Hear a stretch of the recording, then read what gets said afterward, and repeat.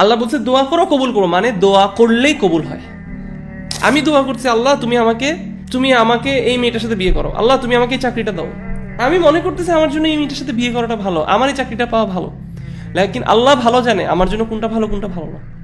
আল্লাহ promise করতেছে যে দোয়ার রেসপন্স হচ্ছে acceptance.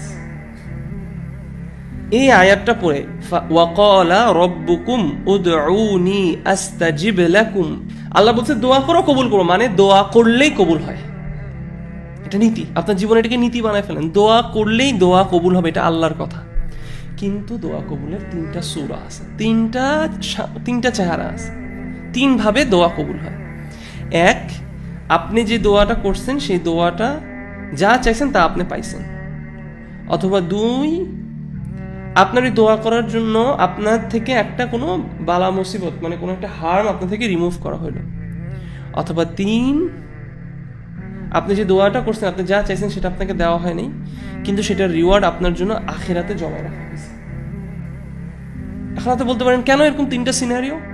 Because Allah is the best knower of our situation. আল্লাহর ইলমের সাথে আমাদের ইলমের কোনো তুলনা হয় না।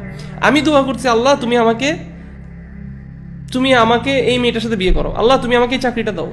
আমি মনে করতেছি আমার জন্য এই মেয়েটার সাথে বিয়ে করাটা ভালো, আমার এই চাকরিটা পাওয়া ভালো, লেকিন আল্লাহ ভালো জানে আমার জন্য কোনটা ভালো কোনটা ভালো না।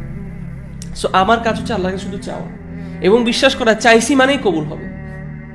কিভাবে কবুল হবে? এই তিনটা যে কোনো একভাবে কবুল হবে, আলহামদুলিল্লাহ। তার মানে জাস্ট দোয়া করা, চাওয়াটাই, আপনি চাওয়ার সময় থেকেই আপনার এনজয়মেন্ট শুরু হওয়া উচিত। আমরা দোয়া করে অপেক্ষা করি, দোয়া কবুল হইলে খুশি হই।